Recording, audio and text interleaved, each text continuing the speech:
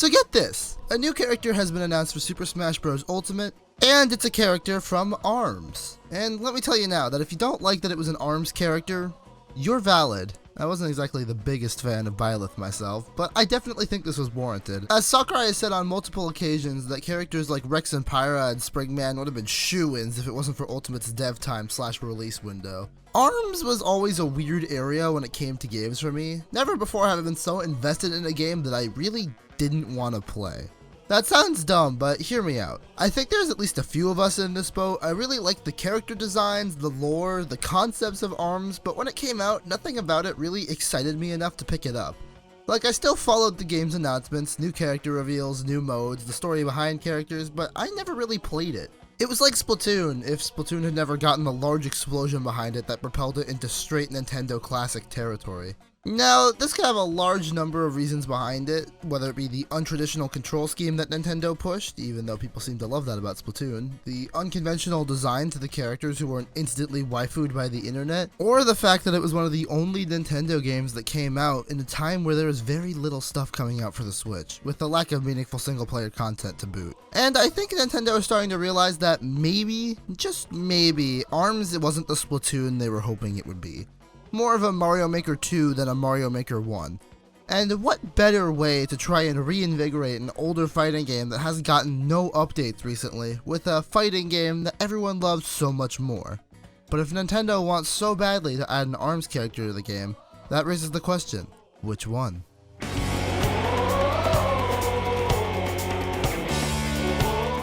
As priorly stated, I was really into ARMS, and as such, I can give you a rundown of the world and characters ARMS has created. In the world of ARMS, there is a phenomenon where people can get large coiled arms, and this is prompted by either someone being close to someone with the arms, or something nearby triggering it. But there are exceptions to this rule. This phenomenon has existed ever since the dawn of man, although at the time the game is taking place in, it's happening more than ever. These large, spindly, slinky-like arms are named ARMS, but in all caps. Although just because you have these arms does not mean that they are always cool and punchy like in the game. People born with arms have a special spiral pattern in their eye and need to have a mask on for it to read their eyes for their arms to work properly. However, not everyone needs to be born with this trait. Sometimes arms can be mechanically / genetically simulated, or they can manifest on places that aren't your actual arms. Furthermore, these arms seem to manifest in ways that make sense with your history, like Min Min having noodle arms, Ribbon Girl having ribbons, and Helix having DNA strands. So, hypothetically, you wake up in the morning and you have arms. What do? Well, you participate in the ARMS World Grand Prix, obviously. This is basically a tournament hosted by the friendly fist thing Biff. Fight your way through the ranks and come out on top. And well, other than that, there's no real overall story to ARMS. There's a lot of character-specific story elements, but in terms of like overall plot, that's it. Every one of these characters wants to win the Grand Prix for different reasons, but I think at this point we should just talk about the main focus of this video, the characters.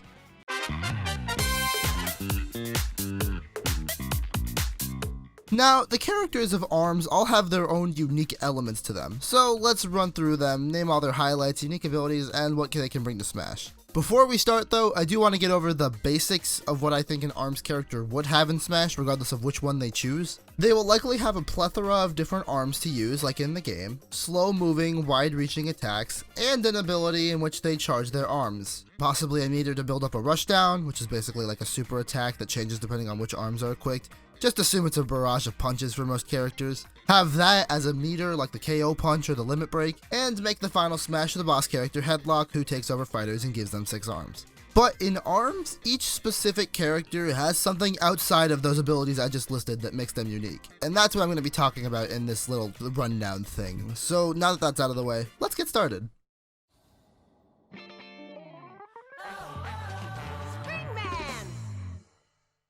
He's the poster child of ARMS. He trains at the Spring Gym, and he is technically the third person to bear this name. It's Springman. Springman is basic. He's who everyone expected in Smash from ARMS, and to this day, I'll be surprised he wasn't in Smash. And since he is basic, he's boring. His personality consists of training and liking pizza, and not much else. In ARMS, he contains the ability to do this parry shockwave thing, and gets a damage boost when he has 25% of his health left. So anything that is unique to him in ARMS is something that every character has to an extent in Smash. This doesn't really bode well for him.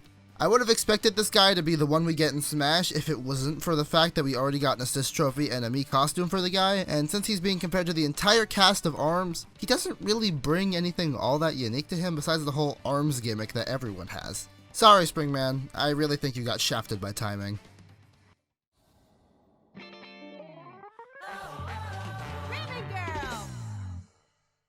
Ribbon Girl is the heiress to Ribbonix Records and a pop star at that. She's the female equivalent to Springman, like how every modern day thing has a character for the boys to think is cool and one for the girls to think is cool. And frankly, that's the best thing I can say about Ribbon Girl. It's like Springman, but this one's for the girls who dream of getting into Smash with the arms that stretch out fast. But, yeah. What does she do? In ARMS, the heiress's ability is to be the heiress, and gets up to 4 jumps, 2 air dashes, and is the only character to fast fall to the ground, which actually could offer up something unique to Smash. I'm thinking like the opposite of Little Mac. Only good at range, very good in the air, but close up and on the ground, she has very little in terms of pummeling. I also don't think she's the most likely candidate, due to her having a Mii costume to herself, but that hasn't really stopped other fighters in the past, so who knows what we'll get.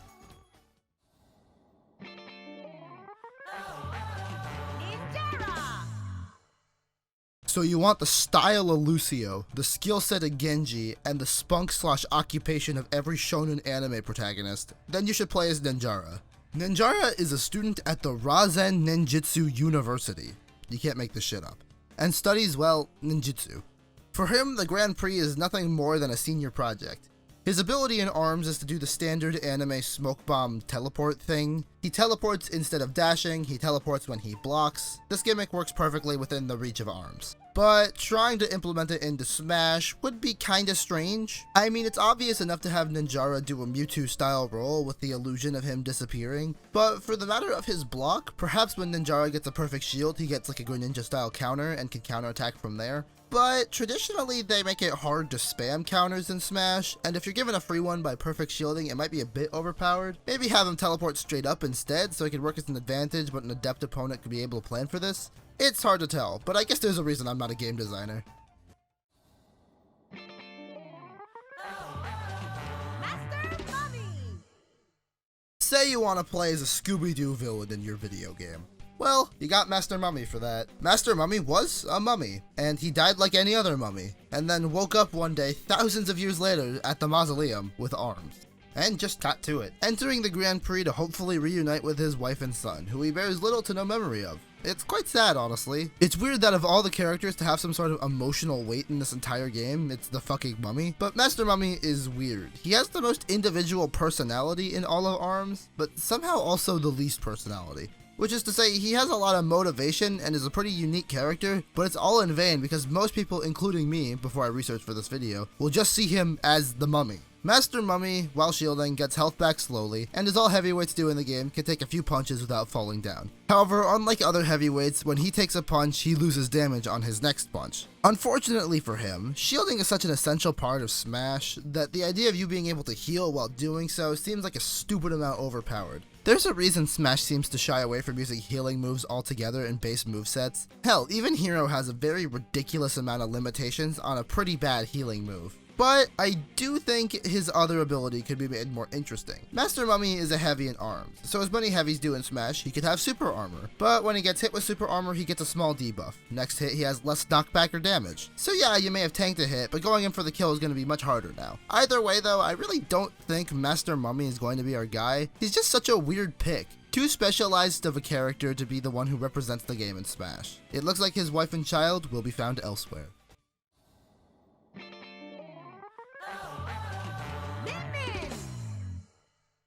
So you like noodles and dragons? Well, hailing from the self-referential Nintendo Noodle Shop, we have the arguably most popular character in ARMS, Min Min. Min Min won the in-game popularity contest of the ARMS Party Crash. so at least with the bracket provided, she was the most popular. Or at least the people playing her were more skilled. It's hard to tell, but what isn't hard to tell is her lack of personality. Yeah, this one goes for most of the characters in the game, so it's kinda unfair for me to judge it on her, but it's easy to single out the supposed favorite amongst the fan base for having very little personality to her. Either way, her design is cute, and that design is what likely got her to be the favorite amongst the fans anyway, so who cares? In ARMS, Min Min's big gimmick is that if she charges long enough or performs a throw, her left arm becomes a super powerful, always charged dragon arm. And then when she gets hit again, she loses the arm, making it a good risk-reward kind of thing. She's also known being able to kick arms away when she dodges, so that's pretty cool. Both of these things can translate pretty well into Smash if you ask me. Just make it so she has to land a throw to get her dragon arm, and then when she gets hit, like Cloud or Little Mac, she loses it. And for her kick, I think it can be built into her air dodge and roll, giving her a unique gimmick that makes rolls and dodges a lot safer for a character whose main gameplay style is slow-moving punches. Surely that would be helpful. With how well her gimmicks translate to Smash, I can officially say that I am now in favor of Min Min for the win-win.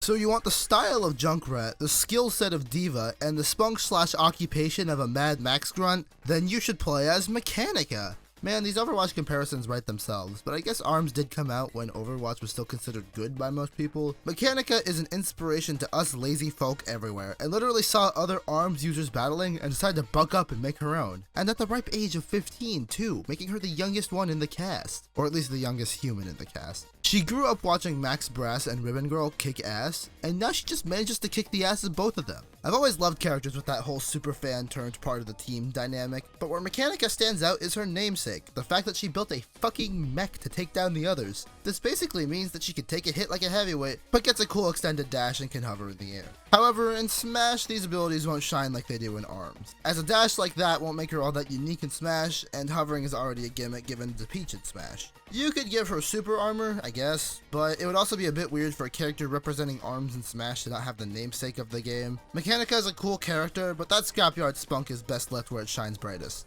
in ARMS.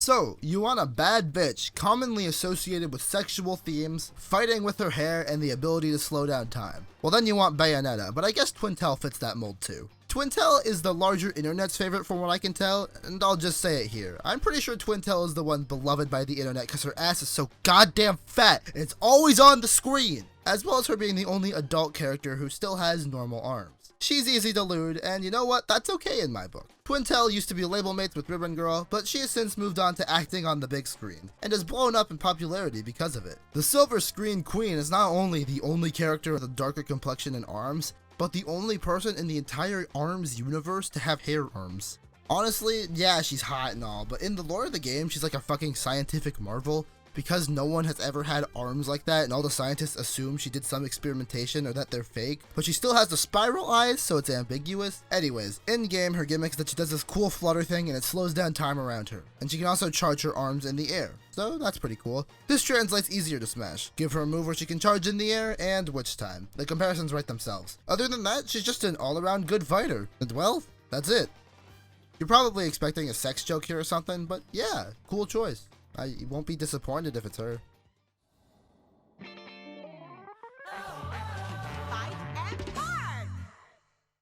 So, you want to combine my two favorite Will Smith films and my least favorite Will Smith film, and have that manifest as a character with none of the charm of Will Smith? Then you get Bite and Bark, who are a policeman-dog duo who happen to be robots. They were part of Beach Patrol before they decided to sneak in as one person to the Grand Prix, and they got to keep competing after it was found out they were two people because the crowd loved them. In ARMS, their whole character gimmick revolves around the idea that Bite is a below-average fighter, so he uses Bark to enhance the capabilities of the two of them. While Bite is slow, has a big hitbox, and can't really dash to save his life, Bark is an AI-controlled punchy boy who can act as a jump pad for Bite. It's like this game's Ice Climbers. However, much like the Ice Climbers, if Bark gets punched, then Bite is screwed. Unlike Ice Climbers though, it's impossible for Bark to be completely out of the fight. And for their rushdown, Bark gets on Bite's head, and they fight as one. I think these boys can translate pretty well to Smash, but their uniqueness in ARMS gets shafted by the, well, character of Ice Climbers. Aside from the whole using bark as a spring thing, they're basically just worse Ice Climbers or worse Rosalina. That, and they're not really all that popular amongst the ARMS fans either. Once again, similar to Mechanica, I feel like these Beach Boys are best left where they have a chance to shine, and that's in ARMS.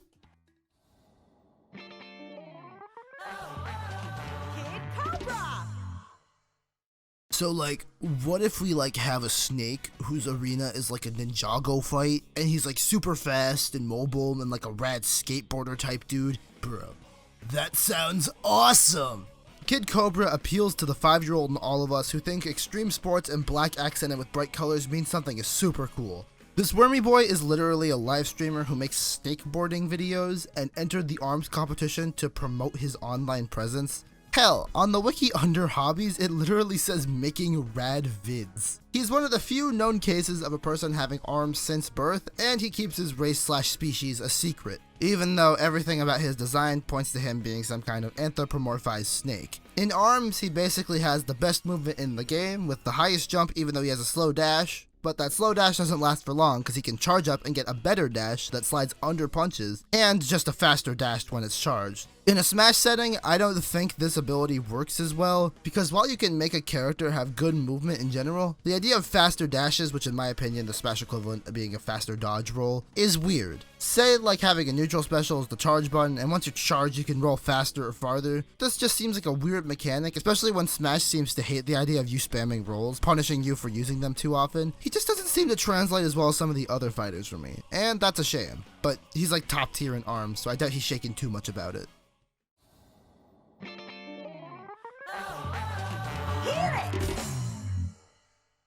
Okay, so like, what if we gave Flubber a mouth and goggles and the ability to punch? What the fuck are you on about? And the phrase, "what the fuck are you on about," seems to be the inspiration for Helix. Helix is an experiment from ARMS Laboratory, and from what I can tell, the pick from most Smash fans for who they want in ARMS. And also, one of my favorites in ARMS. Originally meant as a creation to show how one can genetically engineer ARMS, he escaped his test tube early, and his creators are like, yeah, sure, go do the Grand Prix. And that's it! His lore is weird, borderline scary. On his map there are shown to be several more like him, so he's just kinda the one that escaped early. And hell, minor spoilers for ARMS, but his victory screen after getting the Grand Prix is him sitting in a destroyed tube with Biff finding him. Is Biff the reason he's competing? Is he sentient? Did he kill the lab workers? There's a lot of unknowns with Helix, and I think that's why he's so appealing to so many people. But one thing we do know about Helix is that his whole gimmick in ARMS is size control. Instead of jumping, he grows really big. He goes really small when he holds dash. This could be a whole really fun gimmick in Smash. Hell, even the inputs could be similar. Holding down jump makes him stretch upwards, giving him better reach to juggle without having to worry about falling, and he could just have a crawl that's his small mode. While that wouldn't make him the most unique character on the roster, these things in addition to the ARMS gimmicks we knew we were gonna get regardless, make Helix a fun character to have in my opinion. Also, any chance to get more people riding the Helix's strange lore train. I love it. Been following it since he was revealed, and I never even bought ARMS.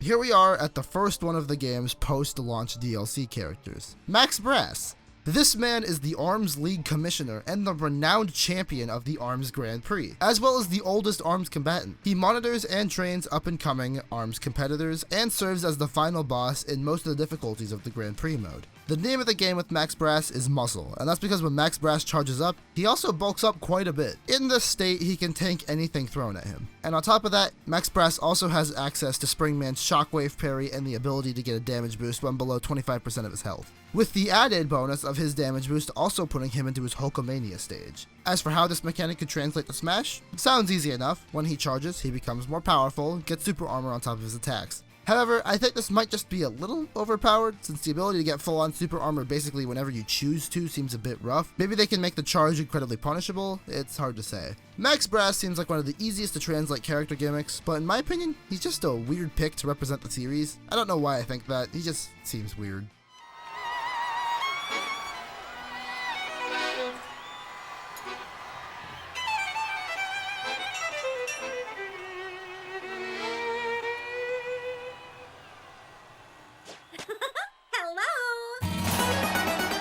Our next character is a visual representation of the Smash community where they announced the next character was going to be from ARMS. The street performing clown, Lola Pop. She owns a bakery and wants to compete in the Grand Prix so she can start her own circus. Yeah, she's not the most complex character, or one of the more interesting ones. But, god damn it, for the few hours I've played of this game, she is my favorite character. Her whole gimmick is that when she blocks, she inflates herself. Just like a balloon. This means that while shielded, she can move around, and then from there, she can do a high jump, a big dash, or bounce around in balloon form. This gives her the best movement in the game, and makes her an absolute joy to play. In Smash, I envision this as her being the only character in the game to be able to move while blocking. Sounds broken, but she gets really limited movement, and then if she jumps out of it, she gets a high jump, and if she presses the special button while shielding, she can dash around. I like the idea of her down aerial being her crashing down to the ground and bouncing back up. It would give her a barrier of entry much higher than other Smash characters, but the way I think an ARMS character would play is going to have that regardless. Try not to look like Lola Pop next time a character gets announced, Smash fans.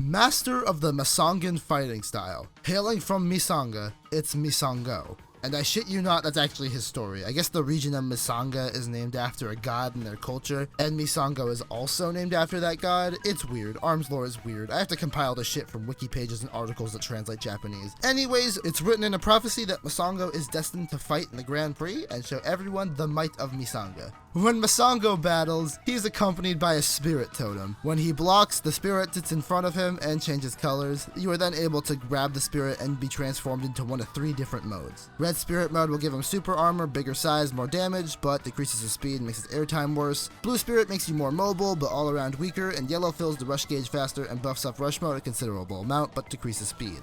In Smash, this could be directly translated, provided an ARMS character has a rushdown mechanic, you can do whatever with yellow. But yeah, it's an easy job.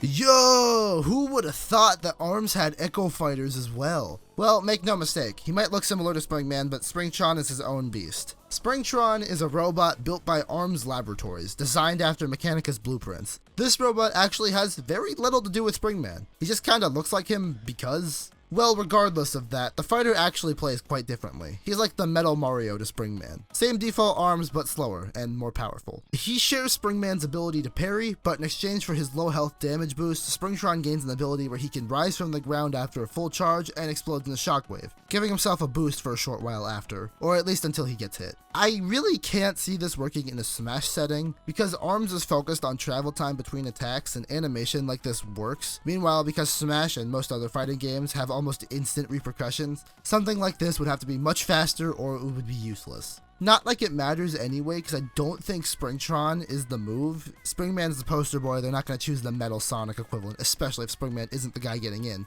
But if Springman is getting in, easy costumer Echo Fighter.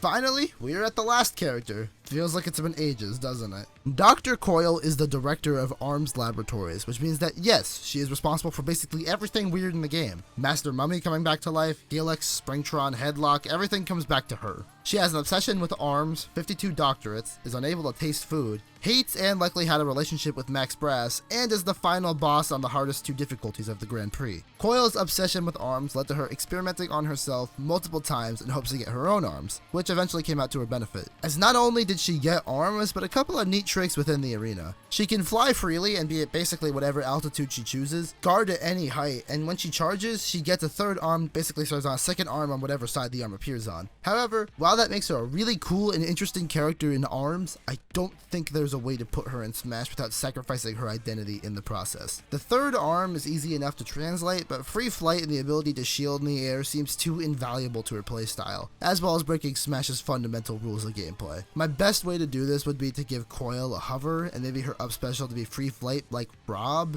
but it would have to run out of juice at some point, and I can't really think of a good way to have shielding in the air without making it too broken. I don't know, maybe the comments can help me on this one. But with that, we've officially gone over every character in ARMS. Now let's see how I think this is going to play out.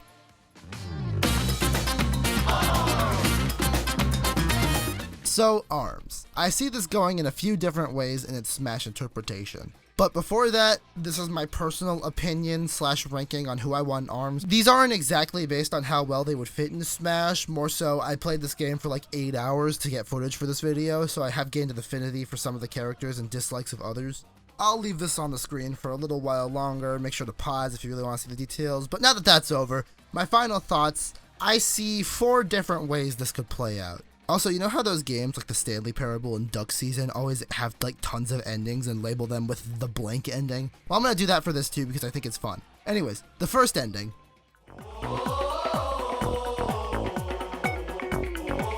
I see this as the most likely situation. Here I propose that the 2 most obvious poster children get the spot in Smash. Regardless of the usage of the 2 in Mii costumes, spirits, assist trophy, Springman and his alternate costume Ribbon Girl go in for the fight. They settle for an in-between of the 2's abilities in Smash, and everyone is content, if unsurprised.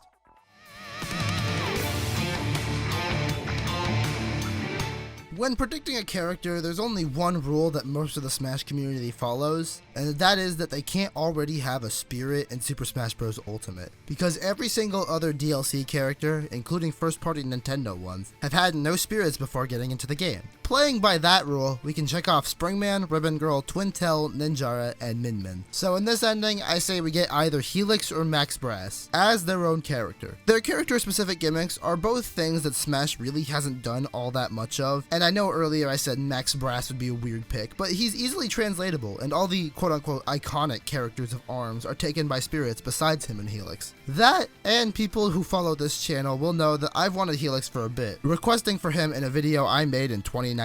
This is the ending I think I want the most, because if this is what happens, then the whole can't have a spirit thing will be a little bit more justified.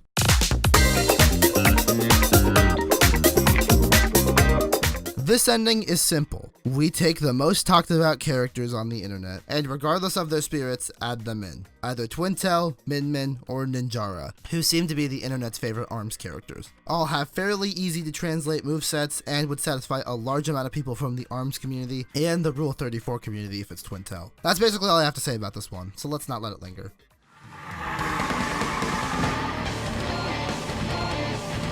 Part of the beauty of ARMS is that any character can equip any set of arms, even if they have different default ones. So, my theory for this last ending is throw all that research I did for the last while out the window and let's Koopalings this shit, because a decent amount of characters all fit the same general shape and could possibly work as alternate costumes, as long as we stripped away all individuality, like the Koopalings.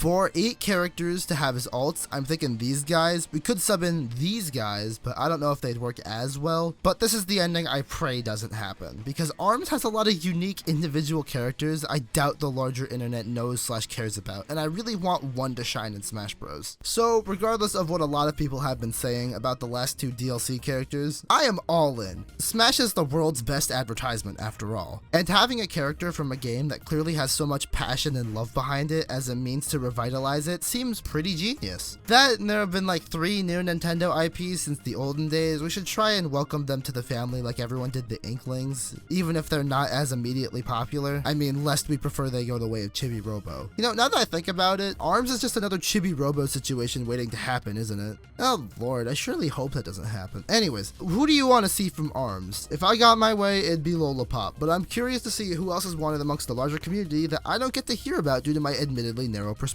If you like what you see in these videos, please give me a like and leave a comment. I always respond to the comments if you haven't noticed, and those likes and subscriptions motivate me to make more, and they have much more power on this channel than they do on the big boards since I am such a small creator. You don't see Zero responding to every comment. That is a luxury that you're only getting down here, baby. Anyways, I am RVRocks, and thank you so much for watching. See ya!